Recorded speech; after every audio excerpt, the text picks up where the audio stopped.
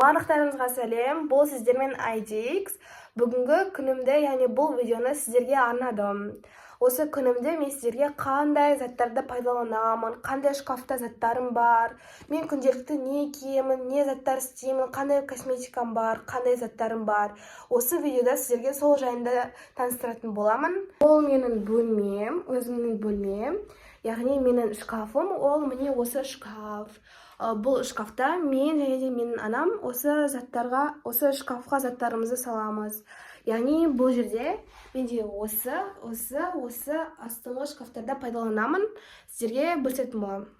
Кстати, барлықтарыңызды өтіп кеткен 8 мартпен құттықтаймын. Яғни сіздерге менің фанатымнан осылай құттықтау. Осы жерде менің өзімнің фанаттарымның фотолары бар. Яғни таныстыра кетсем. Менің, яғни кумирларым бұл жерде Альфа, және де тағы фотоларға келсек. Бұл жерде менің, яғни құттықтауларым бар, осылай 8 март деген. Және де өкінішке орай Дарк кетіп қалды. Және де менің кумирімнің фотосы Бука. Олардың фотоларын салып қойдым, яғни жаңағы көрсеткенім 8 марта деген осылай. Бұны осы жерге қойып қоятын боламыз. Осылай қойып қойдым. Енді өзімнің фолкамды сіздерге таныстырайын. Мен негізі 13 жастамын, бірақ та менің ең сүйікті түстеріме ақшылы розовый жатады, және де черный цветтер жататын болады. Менің бірақ та фолкамда көбінесе 40% черный, ал сосын 60% розовый заттар бар. Яғни розовый заттар ол көбінесе косметикада. Бұл жақта менде көбісі розовый заттар.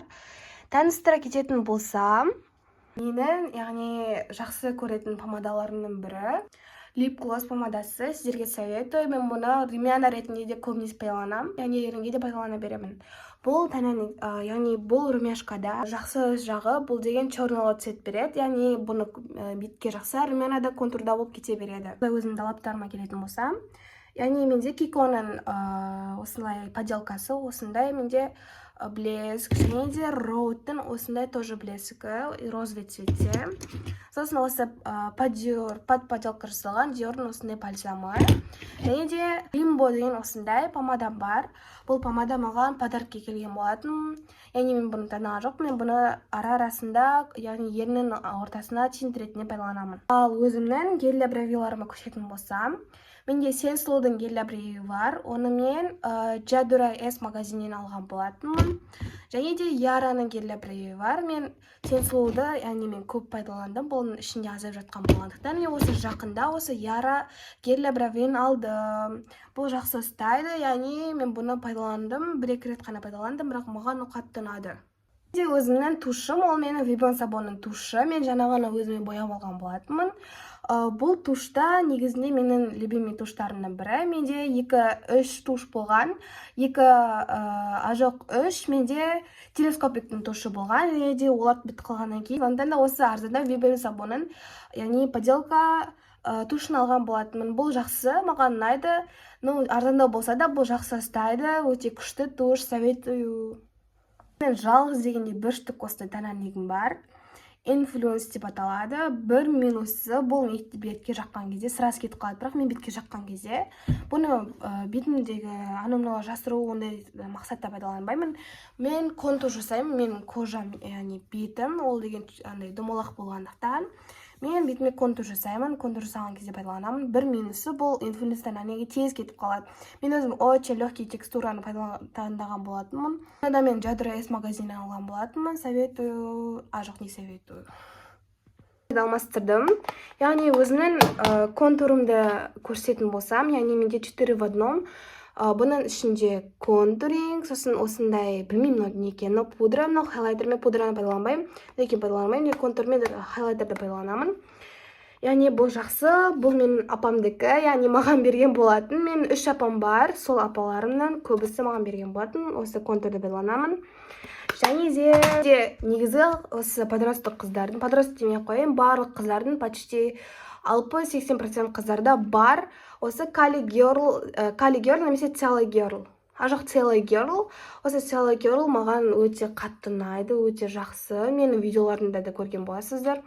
Осылай мен жүрек қылып істеп қойдым. Быт болып жатыршы, мен мына жерге осы бүйтіп істеп аламын. Бұл өте жақсы. Және де мен сіздерге таныстырған лип-глоз осыны румяна ретінде көп пайдаланамын. Яғни маған жидкий румяналар қатты ұнайды. Ал мысалға тойға мен үлкенідай легкий емес қаттырақ макияж жасаған кезде мен осы румяшканы пайдаланамын. Осы румяшка жақсы, мен өзімнің тоныма барлығына келеді. Бірақ та бұның цветі маған қаттырақ ұнамайды, сондықтан да мен көбінесе осыны пайдаланатын боламын. Бірақ та оны пудрадан кейін, яғни соңында болған кезде контурлар жасап болған, тональный контур бәрін жасап болғаннан кейін осыны пайдаланған кезде күшті әдемі болып тұрады. Бітті, енді астына сіздерге уходовый заттарымды көрсететін боламын. Яғни менде Гарнирдің осындай мицеллярный водасы бар. Мен бұны көп пайдаланбаймын, бірақ үлкен алып қойған болатын, жақсы негізі. Эликсир для волосым, ол для волосқа арналған уходтарым. Және де менде Victoria's Secret'дің осындай духи бар. Иісі маған ұнайды. Иісі яғни шоколадный ма, сондай иіске ұқсайды. Өте жақсы. Және де менің өзімнің денеме арналған осындай кремім бар. Яғни бұл маған подароктен келген. Бұл тоже розовый цветте. Менің апам маған осы 8 мартқа подарокке берген болатын. Бұл маған өте жақсы ұнайды. Иісі де жақсы. Мына мен видео салған болатын, шортс видео. Сол кезде осыны жақтым, көрген боларсыздар. Және де Яраның осындай после душа себетін спрейі. Бұл да жақсы. Яғни жылтыратады денені. Мен мұны душқа сып алдым, сол кезде сепкен болатын, маған ұнады, күшті. Маған тоже подароктен келген. Яғни Ice Love деген осындай SPF 50%. Маған негізінде менде Dr. Circle'ды SPF болған. Бірақ ол SPF-ті мен қыста көп жақпадым, сондықтан да 2026-ның бірінші айында уже сұрақ өтетін болғандықтан. Яғни жаққан кезде мен бетіме андай қышты бірдеңе болғандықтан мен оны лақтырып тастадым. Қыздарда бар, Eveline-ның осы тырнақты өсіретін лагы. Мынаны мен жаңа жылға деп алған болатынмын. Және де бұл маған подарокке келген. Өзімнің Baby деген осы қызарған кезде қолдарда арасына аллергия шығып кетеді. Сол кезде жағамын осы кремді. Және де осындай кішкентай крем. Ал осы өзімнің кисточкаларымды көрсететін болсам, осындай кюрлерім. Бұл кюрлерден тараздан алдым. Спонжиктерім және де өзімнің карандаштарымды көрсететін болсам. Вибен Сабонның осы 103-ші карандашы. Мистайстың карандашы болған, оны таппай қалдым. Көшек, осындай розовый ободок, және де Apple Watch'ыма арналған осындай несі, чехолы, сосын өзімнің карточкам, өзімнің айнам, сосын және де кішкентай влажный салфеткам, және де қолыма тағатыным. Косметичкама көрсететін болсам, ішінде артық заттар, өзімнің ременім бар. Және де менде осындай тағы да 2-3 штук клей бар, для ресницы клейлер. Және де өзімнің липучкам, сосын істемейтін Apple Watch, істемеймін білмеймін, әйтеуір осындай. И сосын Apple Watch'ын зарядкасы и мынандай бар. Сосын өзімнің очкиімді таныстыра кетсем. Осындай летний очки, мен бұны өткен жылы алдым, белый алдым. Мен жылда қара түсті очки аламын. Осы жылы осындай очки алған болатын. Яғни өткен жылы 2025-те алдым. Енді осы жылы тоже очки алам, бірақ та қара түсті ала берем ол. Ақ түсін алады маған. Менде өзімнің косметикаларымды, уходовый косметикаларымды таныстырып біттім. Енді ары қарай өзімнің шкафымды сіздерге таныстыра кетем. Орнына салып тастайын. Және менің ресницаларым. Бұл ресницама подарок келген, ішіндегі алын сыртындағын өзім алдым. Яғни бұның ішінде 8 бен 10-шы размерлер бітіп жатыр. Енді 12, 10, 16 размерлер бар, бірақ та олар маған керек емес. Бірақ та тұра берсін. Осындай бар, тоже маған подарокке келген. Ертең мен өзіме, яғни болашақта өзіме арналған фолкамды, яғни шкафымды тартпамды алатын болсам, осыны өстіп жайып өзімнің аксессуарларымды салып қоямын. Қазір сіздерге өзімнің аксессуарларымды таныстырамын. Және де осындай өзімнің мотивация ретінде, және де өзімнің намазым, осы екеуі бар. Ендасына тартпақ өшеміз. Тартпақ өштік, менде осындай 2 утюжок бар. Утюжок дегенде мынау утюжок, мынау выпрямитель. Бұл выпрямитель маған подарокке келді. Ал мына мен утюжокты өзім сатып алдым. Яғни Клоунер сондай брендтен. Бұл брендте бізде Фенда бар, яғни көп үйде осы брендтегі заттар деп ойлаймын. Және де көрсететін болсам, өзімнің нелеріне аксессуарларымын көрсететін болсам, осындай өзімнің браслетім бар, осы браслет. И сосын мына ішінде осындай шекелік бар. Сосын осында екі сырға бар. Бұл екі сырға күміс, және де мынау менде үзіліп қалған болатын, сосын соқпай салдым. Енді өзімнің осы аксессуарларыма, яғни комболарыма көшетін болсам, бұл жақта менің өзімнің цепочкам, және де мына жерде бір цепочкам бар. Мынақта менде тоже бір цепочка, бірақ та бұл цепочка менде бұрыннан кішкентай кезімнен бар. Но тұра берсін, біреуге подарок өзінде. Сосын осындай екі сырға, бұл бізде маманікі ғой, менде тұра берсін деп өстіп сақ қойдым.